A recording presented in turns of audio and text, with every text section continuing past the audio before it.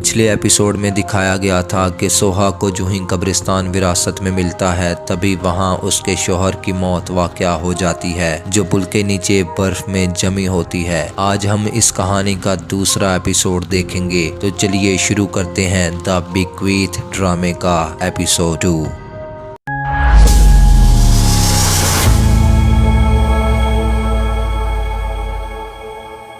दूसरे एपिसोड के शुरू में हम देखते हैं कि कैप्टन और इंस्पेक्टर जे एक गाड़ी में बैठे होते हैं। तभी इंस्पेक्टर जे वहां रुकता है और कैप्टन वापस आ जाता है। इंस्पेक्टर जे अपना मोबाइल कैप्टन की गाड़ी में छोड़ देता है। जब वो मोबाइल देखता है तो एक मैसेज मिलता है। कैप्टन वो देखकर फौरन अपनी गाड़ी का रुख वापसी की तरफ बदलता है। फिर हम पुलिस की बहुत सारी गाड़ियां और एम्बुलेंस को देखते हैं जिसमें कैप्टन को लेके जा रहे होते हैं कि अचानक इंस्पेक्टर की आंख खुलती है। हम सोहा को पुलिस स्टेशन में देखते हैं। पुलिस उसे उसके हस्बैंड की मौत का बताती है और उससे कुछ सवाल करती है। सोहा को ऐसा लगता है कि पुलिस उस पर शक कर रही है। जब सोहा पुलिस स्टेशन से जाने लगती है उसका भाई सोहा के सामने आ खड़ा होता है और फिर इंस्पेक्टर जेक को देखकर वहां से चला जाता है। फिर हम देखते हैं एक लैब में सोहा का हस्बैंड का पोस्टमार्टम किया जा रहा होता है। तभी वहां का डॉक्टर बताता है कि इसको शिकार करने वाली गन से कत्ल किया गया है। और तभी हम देखते हैं कि कैप्टन वो फाइल लेकर अपने इंचार्ज के पास जाता है और वहां से चला जाता है। कैप्टन की टीम के आदमी भी कैप्टन के खिलाफ होते हैं। कैप्टन की टीम का आदमी बताता है कि उस रात इंस्पेक्टर जे के मोबाइल पर एक मैसेज को देखकर कैप्टन वहां जाता है। कैप्टन उस जगह पर जाके इंस्पेक्टर जे के बेटे को आवाज देता है कि अचानक कैप्टन को कुछ लड़के पकड़ लेते हैं और एक लड़का चाकू लेकर कैप्टन को मारता है। वो चाकू कैप्टन की टांग में बार बार मारता है जिससे कैप्टन एक टांग से माजूर हो जाता है। फिर हम देखते हैं कैप्टन इंस्पेक्टर जे कत्ल केस की तहकीक कर रही होती है जिससे ये पता चलता है कि जो गोली सोहा के हस्बैंड पर चलाई गई वो 30 साल पुरानी है। सोहा अलमारी में कपड़े हैंगर करने जाती है कि हैंगर टूटकर नीचे गिर जाता है। वो पागलों की तरह कपड़ों को मारने लगती है और रोने लगती है। फिर उसे ख्याल आता है कि उसके बाप के पास भी एक शिकारी गन हुआ करती थी। आगे हम सोहा के भाई को उस कब्रिस्तान वाली जमीन पर कुछ जादू टूना करते हुए देखते हैं जहां वो सोहा के हस्बैंड की तस्वीर को जला रहा होता है। सोहा अपने हस्बैंड का अंतिम संस्कार करती है और वहां वो लड़की बड़े फूलों के गुलदान ले आती है जिसे सोहा कबूल नहीं करती। और तभी वहां एक आदमी आता है जो डिटेक्टिव होता है जिसको सोहा ने अपने हस्बैंड के पीछे लगाया होता है जिसका नाम कांग होता है। वो सोहा से उसके हस्बैंड की मौत का अफसोस करता है और उसे कहता है कि एक आदमी अपनी बिल्डिंग बेचना चाहता है। वो सोहा को कब्रिस्तान वाली जगह बेचने का कहता है। सोहा अपने घर जाती है और पानी का गिलास भरकर पी रही होती है कि अचानक उसे दरवाजा खुलने की आवाज आती है और वो देखती है कि उसका हस्बैंड खून में नहाया हुआ उसकी तरफ आ रहा होता है कि अचानक उसे पीछे से कोई गोली मार देता है। वो कोई और नहीं बल्कि उसका